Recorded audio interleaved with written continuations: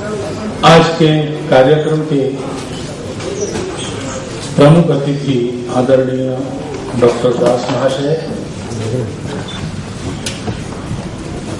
संस्कृति सुरक्षा समिति के माननीय अध्यक्ष, माननीय महानगर संघचालक जी, पूर्णिमा को मनाने का प्रचलन पहले केवल उत्तर भारत में था। आजकल ये सारा उत्सव संपूर्ण भारतवर्ष में दिखाई देता है। रक्षाबंधन तो होता था, लेकिन विशेषकर बहनों ने भाइयों को राखी बांधने का प्रचलन बहुत बढ़ा है। तो संस्कृति की चिंता करने वाले सब लोगों को आनंद होता है कि अपनी सांस्कृतिक परंपरा का एक काम सारे भारतवर्ष में बड़े पैमाने पर होने लगा है। परंतु बाहर से दिखने वाली कृति होने से समाधान मानना ठीक नहीं रहेगा, क्योंकि कृति तो आदत से भी होती है, परंपरा से होती है। कृति के पीछे विचार है, सोच समझकर कृति की जाती है। संकल्प पूर्वक किसी एक लक्ष्य को पाने के लिए कृति की जाती है, तब वो फलदायी होती है। केवल पीछे से चलता आया है इसलिए करने वाला अगर कोई है तो मेहनत तो होती है, कृति होती है तो मेहनत होती ही है, लेकिन फल प्राप्त नहीं होता। और सर्वसामान्य आदमी हर काम विचार करके ही करता है ऐसा नहीं है, वो गतानुगतिक रहता है। गतानुगतिक यह शब्द कई बार हमने इस प्रकार बिना सोचे समझे, पिताजी ने किया इसलिए कर रहा हूं, दादाजी ने किया इसलिए कर रहा हूं, ऐसा कहने वालों के लिए लगभग सभी भाषाओं में चलता है, क्योंकि उसके पीछे एक कहानी है। काशी में एक बड़े विद्वान रहते थे, अपैया दीक्षित उनका नाम था। और एक दिन वो नित्य क्रमानुसार गंगा स्नान के लिए गंगा के किनारे गए। अब वहां गंगा स्नान करना ये तो आम प्रचलन है, सब लोग गंगा स्नान ही करते थे। पहले नल वगैरह नहीं थे, बाथरूम में पानी नहीं आता था। और गंगा जैसी पुण्य सलीला नदी है जिसमें एक डुबकी लगाने से सारे पाप धुल जाते हैं, तो कौन छोड़ेगा। सब लोग वहां स्नान करने के लिए जाते थे, ये भी गए। और जाते जाते उनके ध्यान में आया कि आज सोमवार है और अमावस्या है, यानी सोमवती अमावस्या है। तो आज के दिन गंगा स्नान करके गंगा किनारे अगर हम पार्थिव पूजा करेंगे तो बहुत पुण्य लाभ होगा, ऐसी अपनी परंपरा कहती है। तो गंगा किनारे आए, गंगा जल में डुबकी लगाई, संध्या वंदन किया, उगते हुए सूरज को अर्घ्य दिया और फिर किनारे पर आकर पूजा की सामग्री निकाली, तो पार्थिव पूजा करेंगे। लेकिन उसी में उनको लघु शंका की थोड़ी भावना हो गई। अब गंगा किनारे रहने वाले लोग जानते हैं ये सब गंगा को मैले करने वाले कृत्य गंगा किनारे पर नहीं किए जाते, ऐसा अपनी परंपरा में था।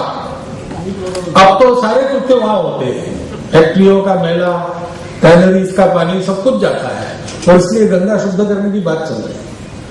लेकिन पहले अपना सामाजिक अनुशासन ऐसा था कि नित्य कर्म से निवृत्त होना है तो गंगा पार करके कुछ दूर जाना, क्योंकि उत्तर के तरफ गंगा का पानी नहीं जाता, गंगा का पानी दक्षिण की तरफ आता है। तो उधर कुछ हुआ तो गंगा का पानी मैला नहीं होता, ऐसा मानते थे। लेकिन अब ये सारा पूजा का वो थाली है, लोटा है, आचमन लेने के लिए वो धरनी है, ऐसी बहुत सारी सामग्री थी। और किसके भरोसे छोड़ना है? तो अप्पय्या दीक्षित के मन में एक कल्पना आई कि बाद में तो पार्थिव लिंग मिट्टी से बना नहीं है, उसके पहले एक बड़ा रेत का शिवलिंग बनाकर इस सामग्री पर ही उसको बना देते। तो सारी सामग्री इकट्ठा की, उस पर एक रेत का शिवलिंग बना दिया और गंगा पार करके चले गए। वहां बहुत सारे लोग थे स्नान करने वाले, वो सब पहचानते थे अप्पय्या दीक्षित को। उन्होंने देखा कि अप्पय्या दीक्षित आज अगर गंगा किनारे अपने झोले में से कुछ निकाल कर उस पर शिवलिंग बना रहे, इसका मतलब इससे बहुत बड़ा पुण्य लाभ होने वाला है। तो सब लोग फटाफट किनारे आ गए, अपने वस्त्र और पास में जो कुछ था वो एक जगह रखा, सबने उस पर रीति का एक एक शिवलिंग बना दिया।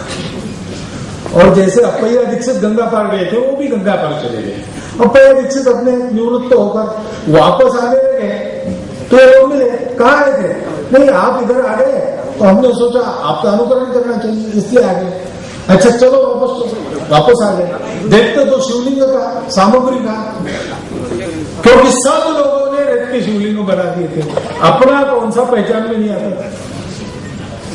हताश होकर अप्पय्या दीक्षित के मुख से एक श्लोक बाहर आया। उसकी दूसरी पंक्ति है, गतानुगतिको लोको न लोको पारमार्थिकः। लोग अच्छा काम भी करते हैं तो भी चलते आया है इसलिए करते, पारमार्थिक भाव से नहीं करते।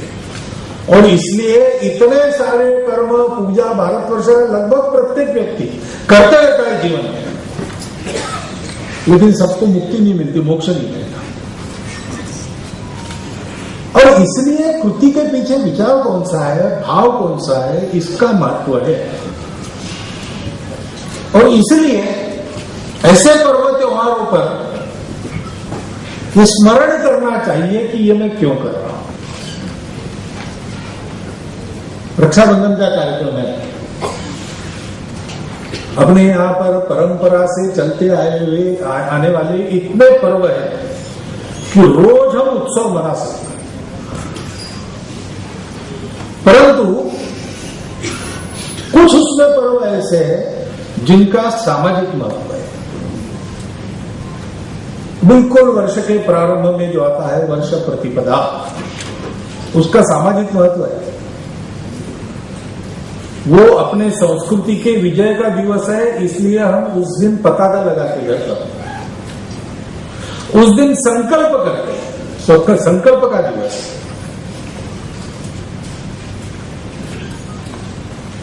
दूसरा, परंपरा से जो चलता आया है, एक नया शुरू किया है, वो मुझे मालूम है, उसको हम हिंदू साम्राज्य दिवस कहते हैं। शिवाजी महाराज के राज्याभिषेक का दिवस, क्योंकि अब तक हुए आक्रमणों से अत्यंत भिन्न ऐसा एक आक्रमण देश पर हुआ था, उससे लड़ते लड़ते और उसका उपाय मिल गया।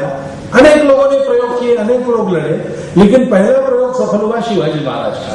इसलिए उसको फिर से इस देश में, इस देश के संस्कृति के पहचान के आधार पर सारे तंत्र की पुनर्स्थापना का वो प्रारंभ है।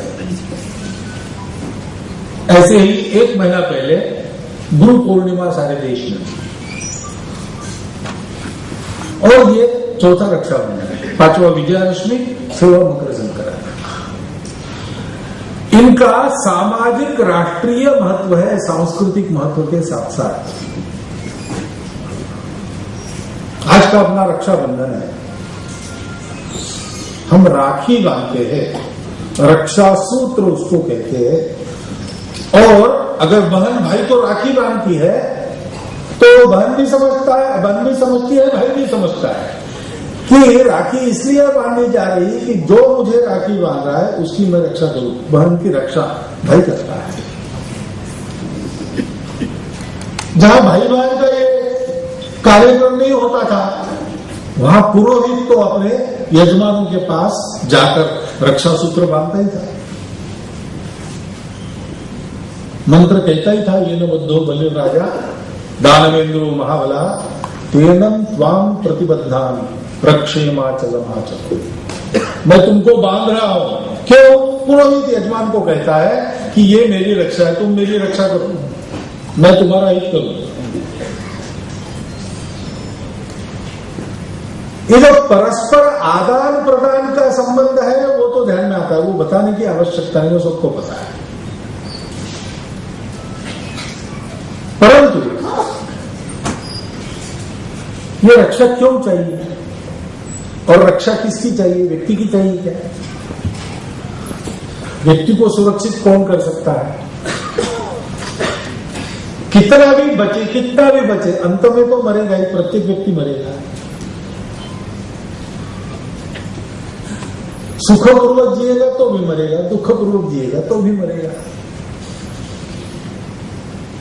तो अगर मरना ही है तो डरना किसको? खाने वाला भी मरता है, भूखा रहने वाला भी मरता है, अमीर भी मरता है, गरीब, सब लोग मरते हैं। तो फिर डरना क्या है? ऐसा नहीं सोचते। क्यों? क्योंकि केवल व्यक्ति की रक्षा का यह प्रश्न नहीं है। व्यक्ति जिनसे बनता है उन बातों की रक्षा का प्रश्न। शरीर, मन, बुद्धि, ये तो दिखता ही है सब। प्रत्येक व्यक्ति जानता है मेरा शरीर है, शरीर की आवश्यकता है, वो बोलती है तो उसको पूरा करना पड़ता है। मन की आवश्यकता है, वो भी बोलती है, उनको भी पूरा करना पड़ता है। बुद्धि की आवश्यकता है, बोलती है, उसको भी पूरा करना पड़ता है। इसलिए इसको सब लोग जानते हैं। उनकी आवश्यकताओं को भी पूरा करना है तो भी। और एक बात है जो बोलती नहीं है लेकिन ध्यान में आती है, और उसको पूरा किए बिना व्यक्ति नहीं होता। केवल व्यक्ति क्या है? केवल शरीर, मन, बुद्धि से जो व्यक्त होता है वो व्यक्ति नहीं है। व्यक्तित्व विकास का प्रयास करते हैं तो क्या प्रयास करते हैं? हमारे यहां ऐसा कहा गया है कि शरीर, मन, बुद्धि से परे अंदर में कोई है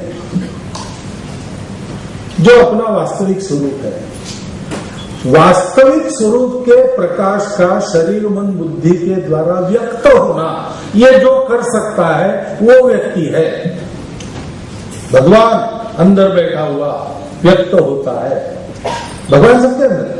हमारे यहां तो भगवान केवल मनुष्य के अंदर है ऐसा नहीं मानते। दुनिया में मत है, ऐसा मानते हैं कि आत्मा केवल मनुष्यों में ही होता है, और मनुष्यों में भी पुरुषों में ही होता है, महिलाओं में नहीं होता, ऐसा मानने वाले मत है। मत अपने अपने जगह है। हमारे यहां तो ऐसे माना जाता है कि कण कण में ईश्वर है। कोई अन्यायी, अत्याचारी, जुल्मी राजा अगर पत्थर के खंबे को भी लात मारेगा तो उसमें से भी भगवान प्रकट होता है। भगवान सर्वत्र है, लेकिन अंदर के भगवान को अपने चरित्र के द्वारा व्यक्त करने का सामर्थ्य किसका है? कुत्ता बिल्ली नहीं कर सकता, उनके अंदर भी भगवान, उनके अंदर भी। पशु, पक्षी, पेड़, पौधे सब में भगवान है, परंतु अपने अंदर के भगवान को व्यक्त करना और इतनी मात्रा में व्यक्त करना कि करनी करके नर का नारायण हो जाए, ये सामर्थ्य किसका है? ये सामर्थ्य जिसका है उसको मनुष्य कहते हैं, उसी को मनुष्य कहते हैं। ये जो नहीं कर सकता, जिसमें ये गुण नहीं है, उसको प्राणी कहते हैं। प्राण है उसमें, लेकिन वो मनुष्य नहीं है। मन है उसमें, कम ज्यादा मात्रा में, लेकिन वो मनुष्य नहीं है। मनुष्य का मन क्यों? क्योंकि वो मन जैसे बंधन का कारण बनता है, वैसे वो मुक्ति का भी कारण बनता है। मन एवं मनुष्याणां कारणं बंधनं मुक्ति। ये मनुष्य की विशेषता है, और इसलिए अपने आप पूर्वजों ने ऐसा माना कि अपने अंदर के इस भगवान को अपने द्वारा पूर्ण अंश में प्रकट करना, ये मनुष्य जीवन का सर्वोच्च कर्तव्य है। इसको पूरा करने के बाद कभी समाप्त न होने वाला और कभी फीका न पड़ने वाला सुख मिलता है। बाहर की वस्तुओं के पीछे भागेंगे, जैसा कि अध्यक्ष महोदय ने कहा, पैसे के पीछे भागोगे तो उसमें सुख नहीं है। क्यों नहीं है? सुख उसमें बाहर की वस्तुओं में है नहीं।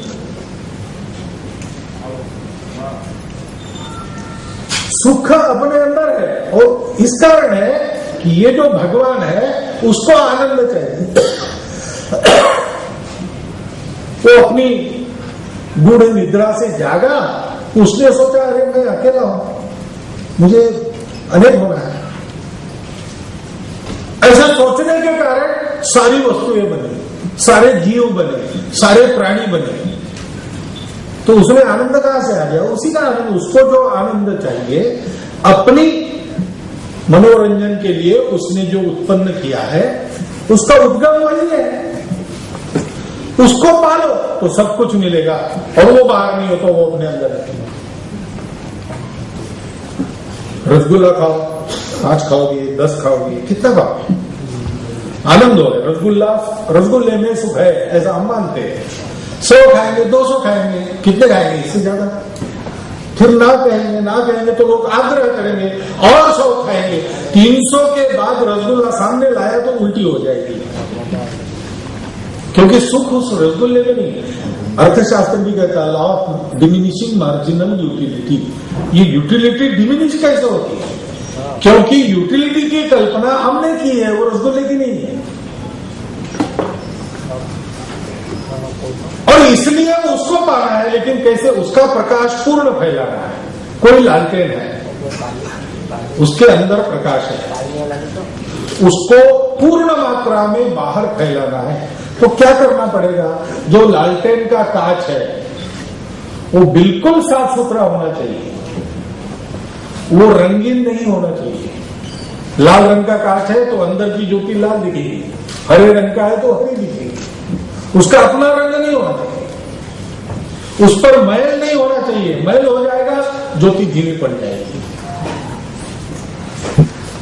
तो वैसे ही हमारे पूर्वजों ने सोचा कि अगर ऐसा है, अंदर के प्रकाश को पूर्णतः लिप्त करके नारायण बन जाने से कभी समाप्त न होने वाला और सदा समान रहने वाला, फीका न पड़ने वाला सुख मिलता है, और उसके लिए बाहर के कांच को, जिसमें से ये प्रकाशित होना है, शरीर मन बुद्धि को बिल्कुल साफ सुथरा और अपना कोई रंग न होने वाला बनाना है, तो उसके लिए संस्कार करने पड़ेंगे, मांझना पड़ेगा, और ये रोज करना पड़ेगा। उसके लिए उन्होंने एक संस्कारों की पद्धति बनाई, जिससे हमारे देश का एक स्वभाव बन गया। वो संस्कृति है। मनुष्य अपने अपने स्वभाव को लेकर उन्नत होता है तो वो उसकी उन्नति उसको सुख देती है। मनुष्य अगर स्वभाव को छोड़कर सुख की सारी बाहरी वस्तुएं पाता है, वो सुखी नहीं होता। जंगल में रहो, जंगल में दर दर भटक के शिकार खोजो, शिकार करके उसको मार के खाओ, बाद में 15 दिन में नहीं मिली तो 15 दिन भूखे रहो। बाद में शिकारियों का डर है, इसका डर है, उसका डर है, मैं शिकार करता हूं, मेरी भी शिकार कोई करेगा। ऐसे डर में सदा जंगल में जीना, न कोई घर है, न कोई वस्त्र है, कुछ नहीं है। ये क्या सुख का जीवन है? क्या नहीं, ये सुख का जीवन नहीं है। सब लोग ऐसे कहते हैं। ठीक है, ऐसा एक शेर था जो ऐसे ही जीता था दुख में। मनुष्य को बड़ी दया आई, उसको उठाया, वहां से पकड़ा और सर्कस में लाया, और सर्कस में उसको रोज अपने पिंजरे में 2 बार बकरी का मांस खिलाया। बदले में उसको काम मिल गया, लेकिन काम करते समय उसको नई नई कलाएं सिखाई, उसको फुटबॉल खेलना सिखाया, उसको साइकिल चलाना सिखाया, और उसका खेल देखकर लोग पैसे भी देते थे, जिस पैसे से उसको ज्यादा मांस मिलता था। तो अगर आंख मूंद कर हम देखेंगे कि यहां घर है, नियमित रोजगार है, नई नई कलाएं सीखने के अवसर है, और घर बैठे रोज खाने की गारंटी है, तो क्या जंगल का शेर उस सर्कस में सुखी होगा? सुखी नहीं हो सकता, क्योंकि ये शेर का स्वभाव नहीं है। ऐसे एकाधा मनुष्य सुखी हो सकता है, वो भी सुखी नहीं होता। वो सुखी ऐसे नहीं होता, इसलिए तो राणा प्रताप ने मान सिंह के साथ भोजन नहीं किया। कहा कि तुम्हारा सब ठीक है, तुम्हारा राज्य सुरक्षित है, तुम्हारी प्रजा उसके कारण अत्याचारों से मुक्त है, लेकिन तुमने अपने स्वतंत्रता का समझौता अकबर से कर लिया है, तो क्या सुख मिलेगा? मैं जंगल जंगल भटकता हूँ, मेरी प्रजा को मेरे साथ लड़ना पड़ता है, बहुत कष्ट है, भूमि शयन करना पड़ता है, घास की रोटी खानी पड़ती है, लेकिन मैं अपने स्वतंत्रता का समझौता नहीं करूंगा, उसी में मेरा सुख है। स्वभाव, समाज के स्वभाव को संस्कृति कहते हैं। रक्षा उसकी करनी है, उसकी रक्षा के लिए अपना शरीर मन बुद्धि भी सुरक्षित है, क्योंकि संस्कृति सुरक्षित रहेगी तो कांच साफ सुथरा रहेगा, कांच साफ सुथरा रहेगा तो अंदर है उसका पूर्ण प्रकाश मेरे में से व्यक्त होगा, तो वास्तव में व्यक्ति कहलाने का मैं अधिकारी हो जाऊंगा। और इसलिए इसको जानने वाले न जानने वाले सभी मनुष्य दुनिया में आप कहीं भी देखो, वो इन सब बातों की रक्षा का प्रयास करते हैं। मेरे इस विचार का विरोध करने वाले लोग भी अपने अपने देश में इसी की रक्षा का प्रयास करते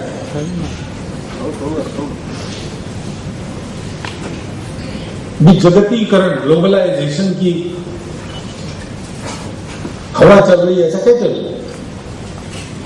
लेकिन अमेरिका में जाओ, आपको वहां का अगर नागरिक बनना है तो आपको अमेरिका का इतिहास पढ़ना पड़ता है। अमेरिका के विचारों का अनुकरण करने का दावा करने वाले लोग हमारे देश में बताते हैं कि इतिहास वगैरह सब फालतू है, इतिहास से पैसा नहीं मिलता, जिससे पैसा नहीं मिलता वो फालतू है, इसलिए इतिहास पाठ्यक्रम से बंद करो। अगर है ही तो विकृत इतिहास भरो, ताकि लोग चुपचाप मुंडी नीचे डालकर जिसकी नौकरी करनी पड़ती है उसकी नौकरी करते रहे। लेकिन उनके देश में क्या है, वहां आपको अमेरिका का इतिहास मालूम करना पड़ता है, फाउंडिंग फादर्स का चरित्र पढ़ना पड़ता है, उसकी परीक्षा होती है, उसमें पास होने पर आपको वहां का नागरिकत्व मिलता है, नहीं तो नहीं मिलता है। तो क्या है भाई, अब्राहम लिंकन का नाम नहीं सुना तो क्या बिगड़ता है? अमेरिका में रह सकते हैं, डॉक्टरी करने के लिए अब्राहम लिंकन का चरित्र नहीं चाहिए। कोई पेशेंट अब्राहम लिंकन के चरित्र के अनुसार ठीक नहीं होता। डॉक्टरी विद्या बहुत अच्छी आती है, अपना काम ठीक कर सकता है, अमेरिका में रह सकता है, वहां का नागरिक बनकर नहीं रह सकता। डॉक्टरी आना अच्छी बात है, उसके लिए हमको चाहिए ये आदमी अच्छा डॉक्टर है, लेकिन उसको अब्राहम लिंकन का चरित्र मालूम चाहिए, नहीं तो ये अमेरिका का आदमी नहीं बन सकता। क्यों नहीं बन सकता? क्योंकि समाज का स्वभाव, उसका प्रतीक है अब्राहम लिंकन। और इसलिए समाज के विकास की पहली शर्त है सुरक्षा। जो सुरक्षित नहीं है उसका विकास भी नहीं होगा। सुरक्षित नहीं है वो कहां विकास पर ध्यान दे सकता है? उसको तो आए दिन अपने जान को बचाने की पड़ी है, उसी की व्यवस्था करते करते उसका समय और उसके साधन समाप्त हो जाए। विकास की बात ही नहीं कर सकते। सुरक्षा चाहिए, सुरक्षा चाहिए तब विकास होगा। विकास की पहली सीढ़ी है सब मामलों में सुरक्षा। और पहले तो सुरक्षा का विषय बहुत आसान था कि बाहर से होने वाले आक्रमणों से, शत्रुओं से, जीव जंतु जंगल के लेकर तो मानवीय शत्रु, इनसे सुरक्षा, और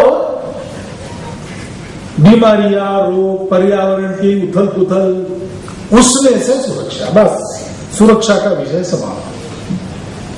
पक्का सुरक्षित घर चाहिए, घर की रक्षा करने वाले, हाथ में तलवार लेकर पहरा देने वाले अच्छे लड़ाकू लोग चाहिए, तो मैं सुरक्षित हूं। लेकिन अब ऐसा नहीं रहा। अब आदमी ने देखने के लिए तो तलवार छोड़ दी, लेकिन तलवार से ज्यादा घातक अस्त्र शस्त्र बनाए, और बिना हाथ में तलवार लिए दूसरों को जीतने के तरीके भी बनाए। अपने ही देश में बैठे आपके सरकार में एक भी आदमी अपना न रखते हुए वो आपके ही सरकार के द्वारा आर्थिक बंधनों से आपको पराजित कर सकते हैं। किया है दुनिया भर, वर्तमान साक्षी। आपकी सरकार उनके वश हो जाए, इसलिए आपका दिमाग बदलकर उसको आपका अपना दिमाग न रखते हुए अपने दिमाग का प्रत्यारोपण उस पर करना, शिक्षा के द्वारा, तरह तरह के लालचों के द्वारा, दूरदर्शन के सूक्ष्म प्रचार के द्वारा ये तंत्र चल रहे हैं, सत्य को कोई नहीं निकाल सकता। तो आज सुरक्षा का विषय इतना व्यापक बन गया है, अपने देश के जल जंगल जमीन जानवर परंपरा सहित सब बातों की सुरक्षा। एक बार मैं सुरक्षा विशेषज्ञों के बैठक में गया तो मैंने सुरक्षा विषय के आयाम वहां पर सुने। खाद्यान्न सुरक्षा, ये भी अपने राष्ट्र की सीमा सुरक्षा से विषय संबंधित है।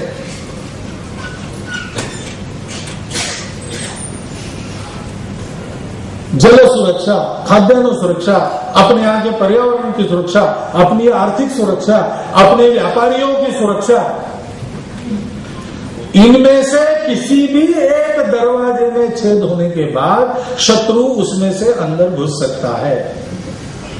ये जमाना धर्म युद्ध का नहीं है, ये ट्रोजन हॉर्स वाला जमाना है उनके पुराणों के अनुसार, छद्म युद्ध का जमाना। और इसलिए सुरक्षित होने के लिए कितनी बातों का विचार करना पड़ता है। हर एक छोटी बड़ी बात आंख में तेल डालकर देखनी पड़ती है, कहीं इससे कहीं का हमारा दरवाजा तो खुल नहीं रहा शत्रुओं के लिए। व्यक्तियों से लेकर नीतियों तक इसका विचार करके चलना पड़ता है। इतना बड़ा ये सुरक्षा का व्यापक विषय है। और इसलिए दुनिया में हम देखते हैं कि सुरक्षा वालों की और विकास वालों की लड़ाई होती रहती है। विकास करना है तो पर्यावरणवादियों से लड़ना पड़ेगा, पर्यावरण विकास के विरुद्ध, विकास पर्यावरण के विरुद्ध, दोनों एक साथ नहीं चल सकते।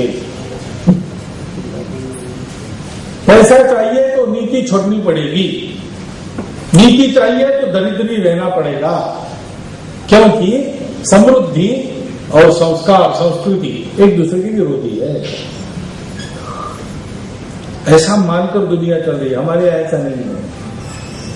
हमारी ये सारी बातें परस्पर पूरक है, एक दूसरे की सहायक है। ऐसा क्यों है?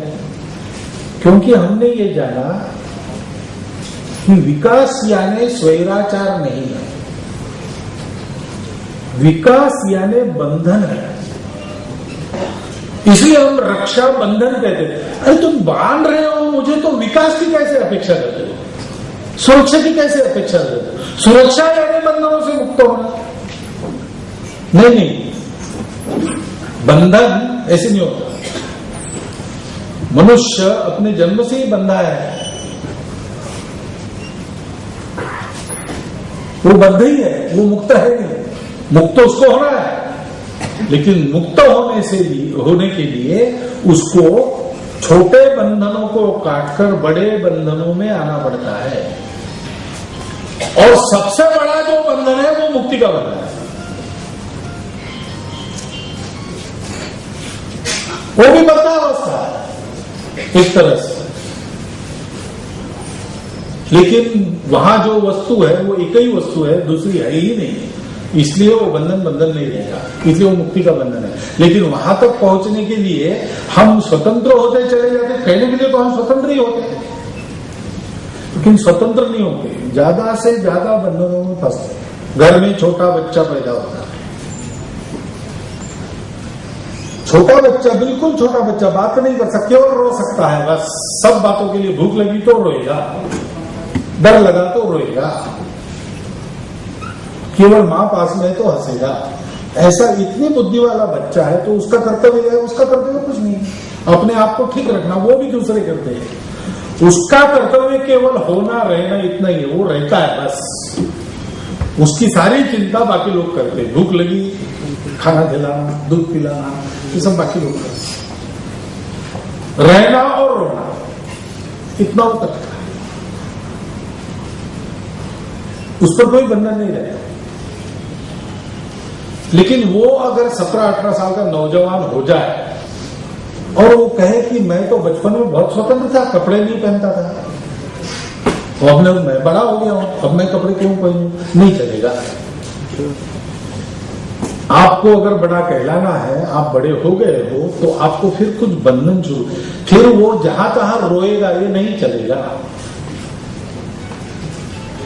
वो जैसे जैसे बड़ा होता है उसको लगता है मैं बड़ा हो रहा हूं, अधिकाधिक स्वतंत्र हो रहा हूं। पहले तो मैं परनिर्भर था, अब तो मैं परनिर्भर नहीं हूं, मैं अपने हाथ से कर सकता हूं, लेकिन वो करने के लिए उसको और कुछ बंधन स्वीकार करना पड़ता है।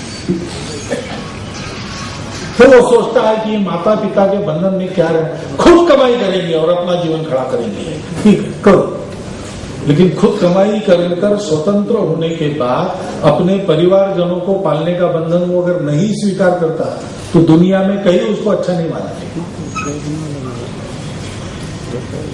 कहीं अच्छा नहीं मानेंगे। और इसलिए मनुष्य का विकास क्या है, ये अधिकाधिक विस्तृत होने वाले एक के बाद एक के बंधनों में जाना। पहले मैं केवल मेरी अपनी भूख, मेरा अपना मनोरंजन इतने दिखता था, फिर उसके बाद नहीं, हमारी माता है जो हमको दूध पिलाती है, उसको प्रसन्न करना चाहिए, उसमें समझाया तो चुप होना चाहिए, इतना समझने लगा, वहां अब बड़ा होने लगा, ऐसा लोग कहने लगे। बाद में मैंने सोचा कि माता है, पिता है, भैया है, बहन है, सब है, इनको इनकी मर्यादा का सम्मान करना चाहिए, माता पिता का चरण स्पर्श करना चाहिए, बड़े भैया कहते हैं वैसा रहना चाहिए, छोटी बहन के रक्षा का दायित्व मेरा है, राखी बांधता हूं मैं, तो कम से कम कुछ देना चाहिए, अभी रक्षा करने का सामर्थ्य नहीं, बच्चा हूं इसलिए। ये जब हम समझने लगते हैं तो लोग कहते और बड़ा हो गया, लेकिन बड़ा बंधन आ गया, व्यक्ति छूट गया, परिवार का बंधन आ गया। परिवार के लोग परिवार के बंधन को मानकर चलने वाले अच्छा है ऐसा कहते हैं, लेकिन कोई आदमी परिवार के बंधन को तोड़कर अपने बस्ती के लिए, अपने गांव के लिए, अपने देश के लिए काम करता है। लोग कहते बस हमारे परिवार का नाम रोशन किया, परिवार का बंधन तो तोड़ दिया। उनकी कहानियां बताते हैं विवेकानंद ने क्या किया, परिवार को अच्छी स्थिति में नहीं था स्वामी विवेकानंद का, लेकिन उन्होंने परिवार का बंधन छोड़ दिया। लेकिन उन्होंने जो किया उसके कारण विवेकानंद के परिवारजन सब ऐसा कहने लगे कि विवेकानंद हमारे घर से बाहर चले गए, हमको ऐसा छोड़ के चले गए, लेकिन हमको इतना समाधान दिया उन्होंने, इतना सम्मान दिया, हमारे परिवार का नाम उसने रोशन किया। ऐसे ही कहेंगे और क्या कहेंगे। एक बंधन छोड़ दिया, लेकिन एक दूसरा बंधन उन्होंने अपने इर्द गिर्द खड़ा कर दिया, मेरा समाज, मेरा। ऐसे एक एक कदम आगे बढ़ के नए बंधनों को स्वीकार करना, इसकी आवश्यकता है और ये सबको करना पड़ता है, क्योंकि कोई दूसरा अपना विकास नहीं करता, कोई दूसरा अपना विकास नहीं करता। विकास कौन करता है?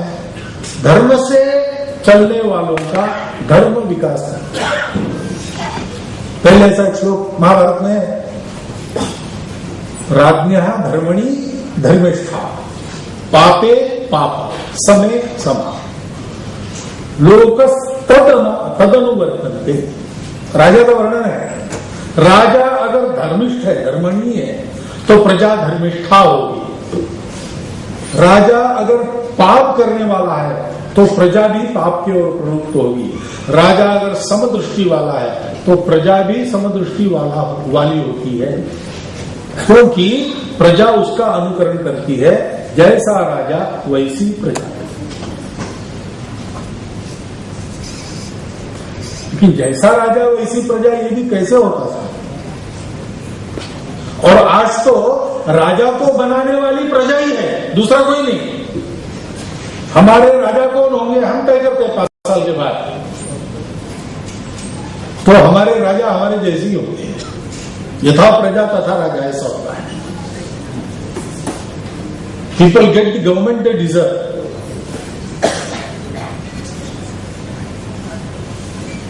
इसलिए अगर हमको सुरक्षा चाहिए और अगर हमको विकास चाहिए और अगर हमको ये एक साथ चाहिए जो दुनिया में एक साथ नहीं मिलता, तो हमको अपनी परंपरा को सोचना पड़ेगा, स्मरण करना पड़ेगा, उसको अपने आचरण में लाना पड़ेगा, उसका एक युगानुकूल रूप खड़ा करना पड़ेगा। क्योंकि परंपरा तो पुरानी होती है, समय हमेशा नया होता है। नए समय में पुरानी बात नहीं है, लेकिन जमीन हमेशा पुरानी है। और सारे आसमान में उड़ने वालों को भी जमीन के पास वापस आना पड़ता है। चिड़िया उड़े कितनों आकाश, चारा है माटी के पास। और इसलिए अपने परंपरा से हमको जो स्वभाव के मूल्य मिले, उन मूल्यों पर अपने पैर पक्के रखकर नए समय की नई हवा के अनुसार उस परंपरा को ढालकर अपने आचरण से व्यक्त करने वाला समाज वो आगे बढ़ता है। वो अपने स्व की भी रक्षा कर लेता है, अपने स्व की रक्षा करने के कारण सुरक्षित हो जाता है और सुरक्षित होने के कारण विकसित होता है। भारतवर्ष का विकास करते करते भारत ही नहीं रहा, तो भारतवर्ष का विकास होगा ही नहीं। और जिसको अपना चेहरा नहीं है, ऐसे भारत का उपयोग बाकी सारी दुनिया अपने गुलाम के नाते ही कर लेंगी, ये निश्चित बात है। क्योंकि दुनिया में जिसकी पहचान नहीं, उसको न सुरक्षा है न प्रतिष्ठा है। उसका विकास यानी एक धनी आदमी के सुखी गुलाम का विकास होगा। ऐसा विकास हमको नहीं चाहिए, हमको सुरक्षा भी चाहिए, हमको विकास भी चाहिए। ये दोनों एक साथ चाहिए, तो हमको अपने स्व को युगानुकूल आचरण से व्यक्त करना होगा। क्योंकि वही एक स्व दुनिया में ऐसा स्व है जिसके पास ये उपाय दोनों साथ साथ चलेंगे। और ये दायित्व हम सबका है। ये ठेके पे देने वाली बात नहीं, राजा पर छोड़ देने की बात नहीं,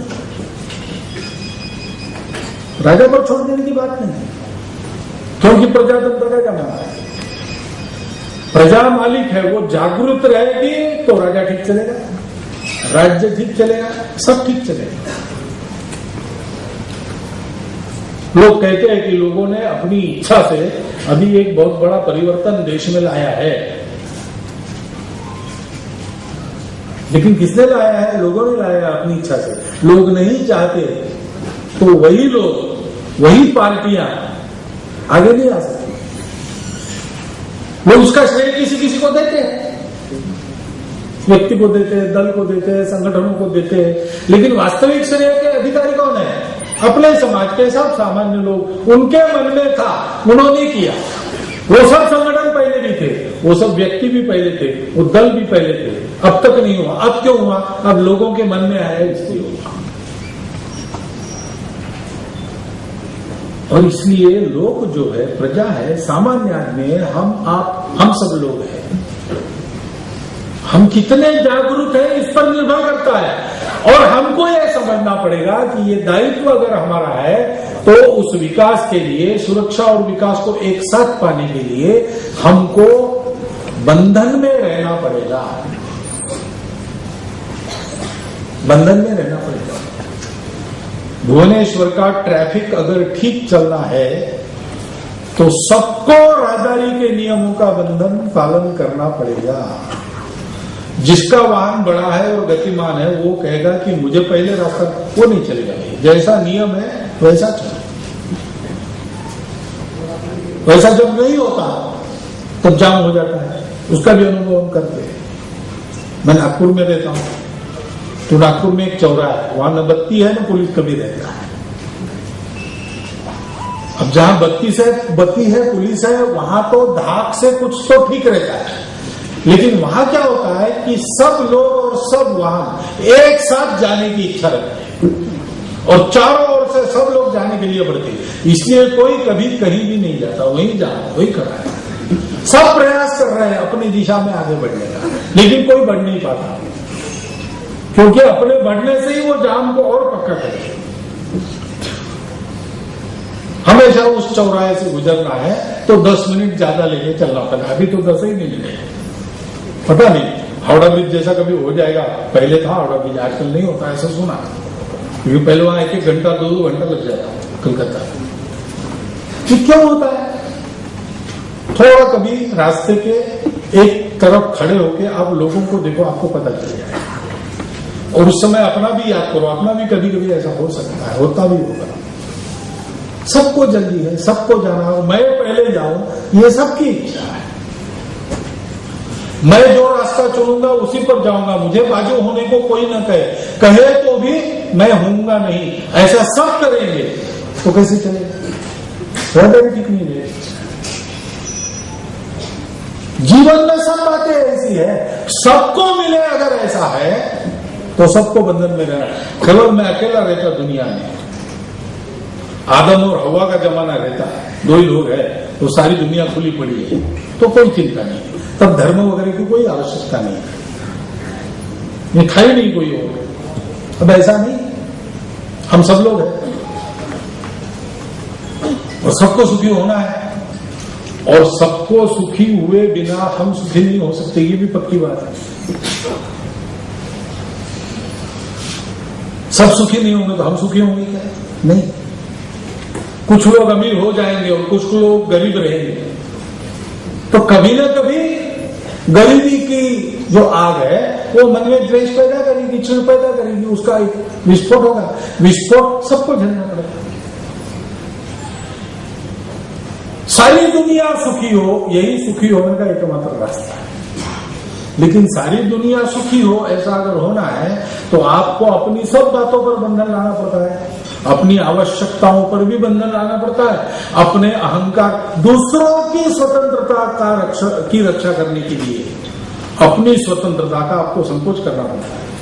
थॉमस पेन नाम का एक अमेरिकन आदमी यानी विद्वान था, उसका एक प्रसिद्ध बात है कि अपना हाथ चाहे जैसे घुमाने के लिए मैं स्वतंत्र हूं, लेकिन मेरे हाथ के स्वतंत्रता की मर्यादा है तुम्हारे गाल तक। मेरा हाथ घूमे चाहे जैसे मेरी इच्छा के अनुसार, लेकिन गलती से तुम्हारे गाल पर पड़ गया तो वो मेरी गलती होगी। वहां बंधन है, वहां नहीं जाना।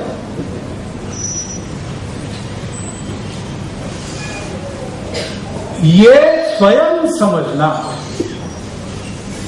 स्वयं इसको समझाते हैं, स्वयं समझते हैं और ऐसा आचरण करते हैं तो कहते हैं कि ये लोग धार्मिक है। और जब सारी दुनिया ऐसी थी तब किसी राजा की आवश्यकता नहीं थी, उस स्थिति का वर्णन है अपने आप। न राज्यम नैव राजासी न च दंडो न च दांडिका। राज्य नहीं था, राजा नहीं था, दंड करने लायक आचरण कोई करता नहीं था, इसलिए दंड करने वाला भी कोई नहीं था। फिर चलता कैसे था? धर्मे नहीं वो प्रजा सर्वे रक्षन्ति स्म परस्पर। धर्म से लोग एक दूसरे की रक्षा करते थे। यानी क्या, हम अपनी भाषा भी भूल गए आजकल। धर्म कहने के बाद हमको पूजा पाती याद आती है। धर्म की बात करने वाले को कहते कम्युनल है, कम्युनल है, कम्युनल है। धर्म का इन सब बातों से कोई संबंध नहीं है।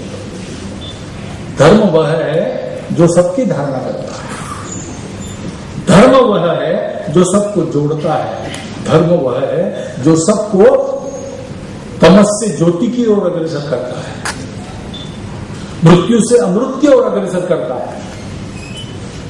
वो धर्म है जिससे इस लोक में और परलोक में दोनों में सुख की प्राप्ति होती है, वो धर्म है।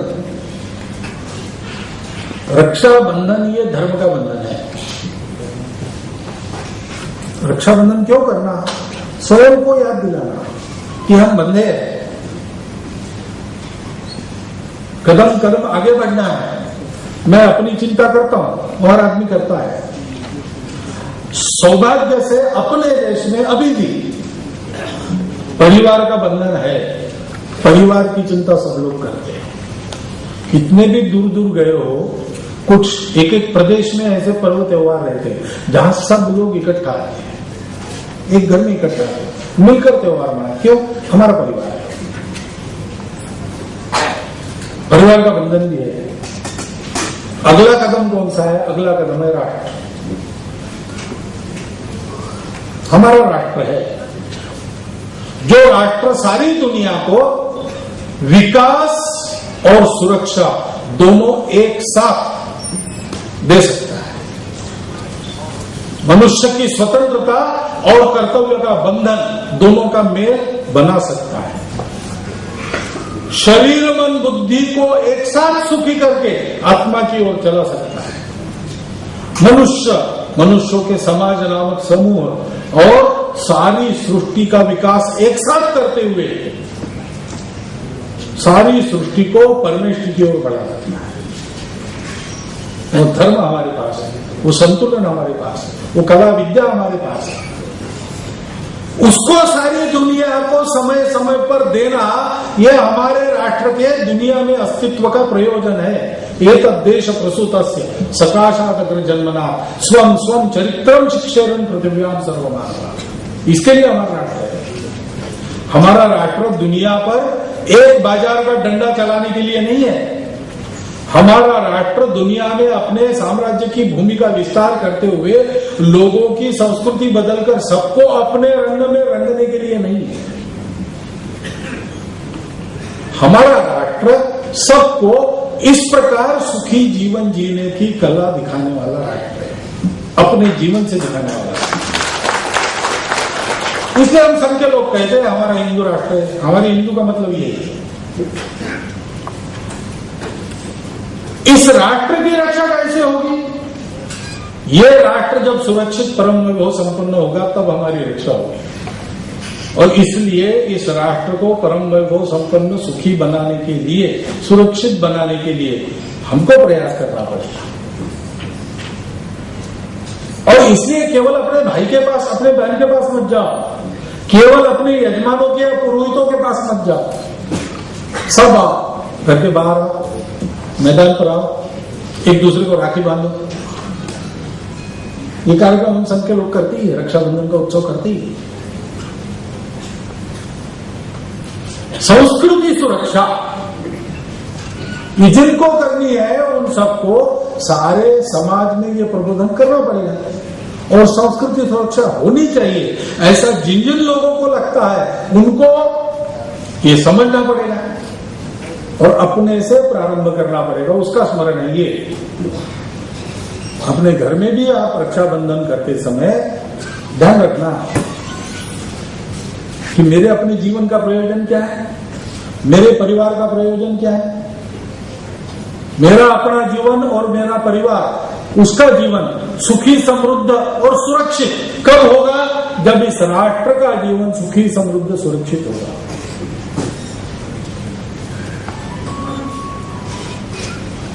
बकासुर के संकट से चिंताक्रांत वो एक परिवार वो शोक कर रहा था। पिताजी कह रहे थे मैं जाऊंगा, पत्नी कह रही थी नहीं नहीं नहीं, आप तो सबको दाना पानी देने वाले आप रहो, मैं जाती हूँ, बच्चे तुम्हारा आपके सुरक्षा की छाया में बड़े हो जाएंगे। तो बड़ी लड़की कहती थी नहीं तो भी मुझे पराये घर में ही जाना है, तो मुझे उस राक्षस को ही दे डालो, मैं वहीं जाके मर जाती हूँ, नहीं तो भी आपको दूसरा क्या लाभ है मेरा।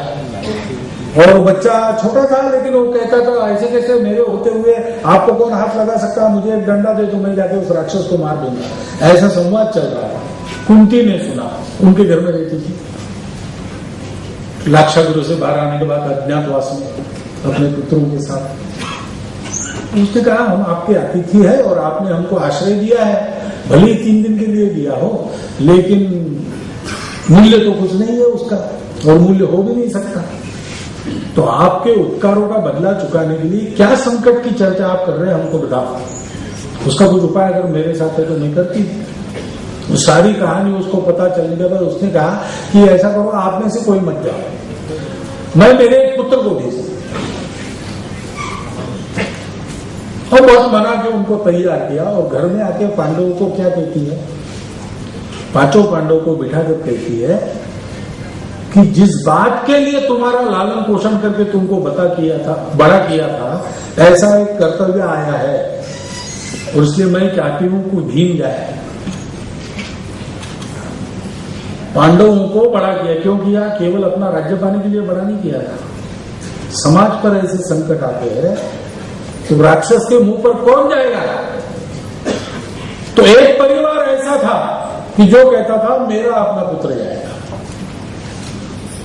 इसलिए वह पुत्र, वो परिवार पूरा का पूरा भारत में धर्म संस्थापना का फिर से आधार भगवान ने बनाया उसको। कौरवों के तो 100 थे, ज्यादा संख्या थी। कृष्ण ने उनको क्यों नहीं पकड़ा? कृष्ण क्या उनको बदलने का सामर्थ्य नहीं रखते थे, लेकिन बदलना नहीं था। जो जैसा है उसकी योग्यता की परख करनी थी। ऐसे अनेक प्रसंगों में से पांडवों के परिवार के संस्कार का पता चला कि ये नित्य विस्तारित बंधनों को मानने वाले लोग हैं। रक्षाबंधन क्या है इनको मालूम है। देश के लिए बंधन स्वीकार करने की इनकी हिम्मत है और इसलिए फिर से धर्म संस्थापन करने वाले साम्राज्य की आदर्श पांडव बने। आज अपने देश को आवश्यकता है, उसका वर्णन करने की आवश्यकता नहीं है, वो आप सब लोग जानते हैं। कितने संकटों से दुनिया और अपना देश घिरा है, बहुत गिरे, और दुनिया के पास उन संकटों के परिहार का कोई रास्ता नहीं, हमारे पास है। और दुनिया को उसको देते रहना ये हमारा कर्तव्य है। हमारा कर्तव्य पूर्ण करने के लिए हम खड़े हो जाए, भारत खड़ा हो जाए। कैसे होगा? भारत के सामान्य लोगों को, सामान्य परिवारों को इस प्रकार रक्षाबंधन के इस सामाजिक सांस्कृतिक आशय को ध्यान में रखकर खड़ा होना पड़ेगा। और इसलिए प्रतिवर्ष ऐसा इकट्ठा आकर एक बार एक भाषण का कार्यक्रम, भाषण क्यों? मनोरंजन के लिए, भाषण चिंतन के लिए, और चिंतन परिवर्तन के लिए। हम आत्मचिंतन करें कि मेरा जीवन इस बंधन को स्वीकार करके चल रहा है कि नहीं। हम लोगों में कोई विवेकानंद यहां बैठा नहीं है, हम लोगों में कोई राजा शिवाजी, सुभाष चंद्र बोस यहां बैठे नहीं, हम सामान्य लोग हैं। लेकिन विवेकानंद, शिवाजी और सुभाष चंद्र भी सामान्य ही थे पहले, जन्मता वैसे नहीं थे, धीरे धीरे बने। हम भी बन सकते हैं, हो सकता है उतना कदम आगे न जाए, लेकिन आज है वहां से 10 कदम तो आगे जा सकते।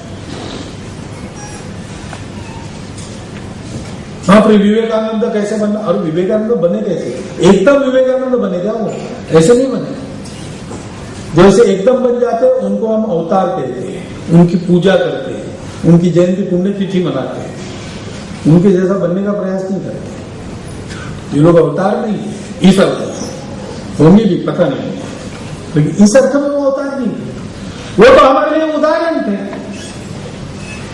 कि हमारे जैसे ही घर परिवार में जन्म लेकर कितना आगे बढ़ा जा सकता है। आज हमको लगता है कि विवेकानंद कैसे बनना, हो तो हमसे 1 लाख कदम आगे है। 1 लाख कदम आगे है, लेकिन एक एक कदम चलते गए तब ना 1 लाख कदम आगे गए। हमको भी एक एक कदम बढ़ाना चाहिए, जितना आगे जाएंगे उतना आगे जाएंगे, क्योंकि जितना आगे जाएंगे उतने हम व्यक्तित्ववान मनुष्य बनेंगे, मनुष्य बनेंगे। अगर हम घर में बैठे रहे, पीछे रहे, कदम डालना शुरू ही नहीं किया, तो पशुओं में और हम में केवल बायोलॉजिकल डिफरेंस रहेगा, बाकी कुछ नहीं। और वो तो सब प्रकार के जीव जंतुओं में बायोलॉजिकल डिफरेंस है, अलग अलग जनर है, अलग अलग स्पेसीज है।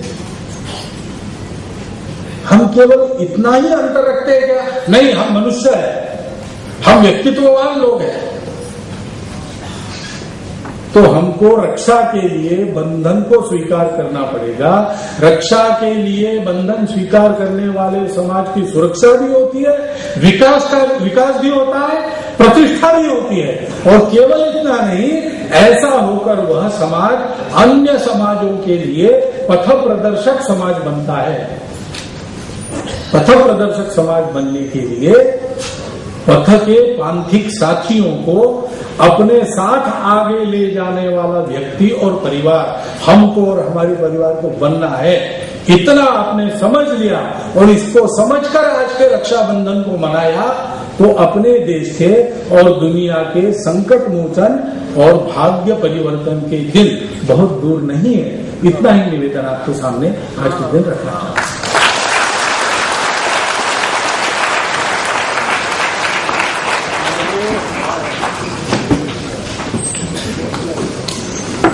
मंचासेना अतिथि मान रक्षासूत्र बांधा मोबाइल मान अनुरोध